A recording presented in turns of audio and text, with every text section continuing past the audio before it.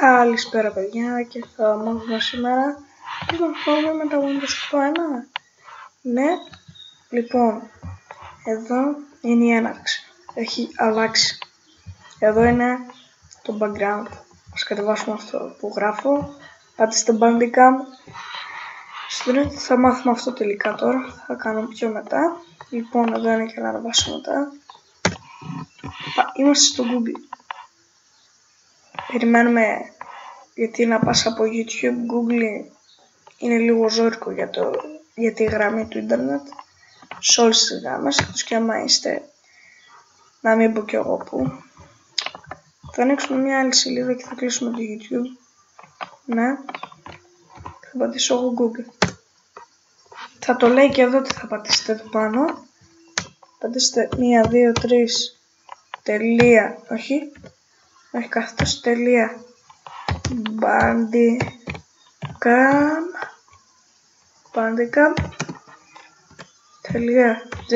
ή com και πατάτε enter. Περιμένετε για λίγο γιατί καθυστερεί η γραμμή μου. Μπήκαν κι άλλοι τώρα μεσημεριάτικα. Δεν νομίζω να αργήσει αυτό το βίντεο, θα βγει ένα 20 λεπτό.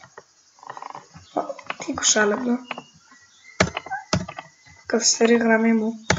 Κάνω ένα pause μέχρι να βρέθηκε το πρόβλημα. Δεν υπάρχει. Έπρεπε να πετύσουμε Bandicam κατευθείαν στο Google. Πάμε άλλη μια Google. Μετά θα σας δείξω μια σύνθεση. Πάμε φύγε ο υπολογιστής. Κάτι μέχρι και τέλος πάντων, να σας νοιάζει. Και πάλι κολλήσε, άρα pause. Και πατάτε Bandicam. Enter. Και λέω video screen, game, lag, reader. Άλλο ένα pause μέχρι φόρτωσε πιο γρήγορα.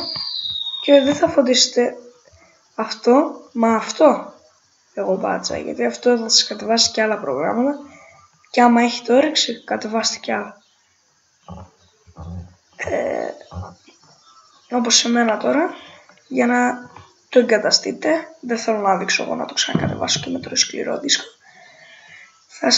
Θα πατήσετε βίντεο, άλλα, μπορεί να έχω ένα κάτω στην περιγραφή. Λοιπόν, stop, εδώ είναι εγγραφή και τέλος, εδώ είναι pause, εδώ είναι ο φάκελος που αποθηκεύονται, εδώ είναι για να καταγράφετε αυτό που καταγράφω εγώ τώρα, εδώ είναι για να καταγράφετε το παιχνίδια. Αυτά. Ευχαριστώ που είδατε αυτό το βίντεο. Γεια σας.